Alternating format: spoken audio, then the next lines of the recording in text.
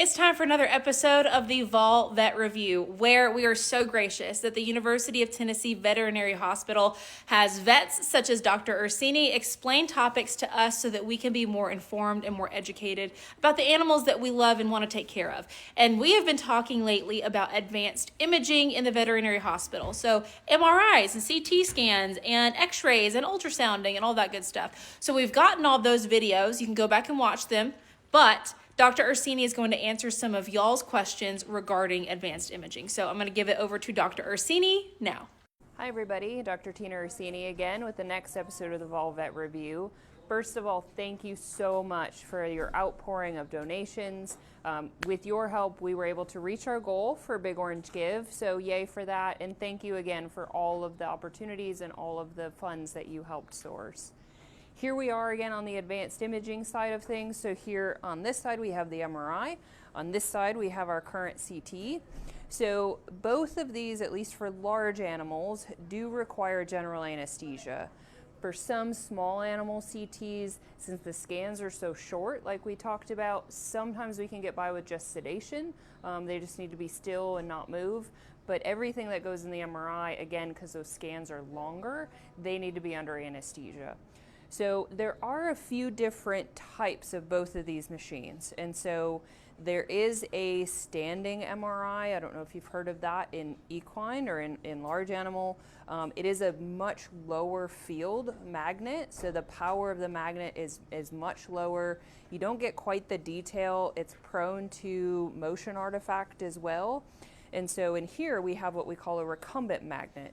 Since the power is higher, it's 1.5 Tesla as opposed to like 0.25 Tesla, we need to make sure that they stay very, very still. Because again, any motion is going to cause blurring or issues with the scan itself. So again, all animals here, they're under general anesthesia. There's somebody monitoring them at all times, and it depends on the scan how long that takes. We typically limit anesthesia time for elective patients to an hour and a half or 2 hours is usually our limit. And so as much as we can scan in that period of time, for a horse that's usually what we call 2 sites, so like a foot and a fetlock, or proximal suspensory in a hock is another common scan that we will do. This is our current CT. So again, as you can imagine, a horse, we talked about, that's the gantry. So we have the gantry, and then there's an x-ray machine, essentially a generator and a panel, just like x-rays, spinning around in that gantry faster than you can really see it, honestly. So because of that, this is where the machine is. This is the table. We actually have to have a specialized table that goes over the top of this for horses to be able to sit on to then go into the gantry.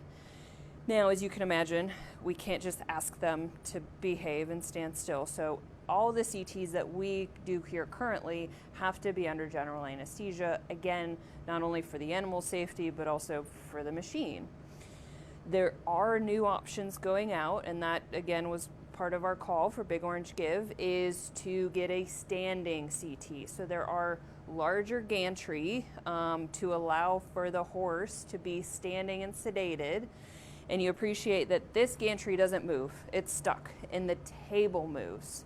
So when we do dogs and cats and things like that, the table goes in, the gantry is spinning, the scanner is spinning, we get all the information, and then the animal comes out. For the horses in the large bore CTs, it's the opposite. So it's designed for the gantry to move and the animal stands still. So we're able to sedate them. We can do heads and necks with them just sedated and supported, and then the gantry comes over the top of them. Again, with that new technology, we can do a lot more CTs standing.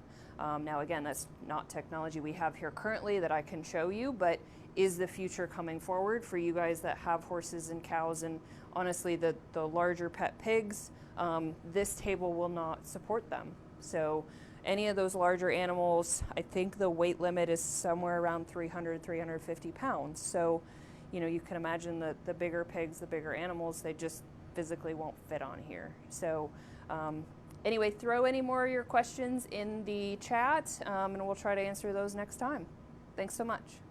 Again, thank you so much to the Veterinary College of Medicine at the University of Tennessee, Knoxville. We are so grateful for all the knowledge that y'all are passing on to us. Education is just so important. So let us know again what other things you would like to learn about, and we will see you in the next one. You, ma'am, are a ham.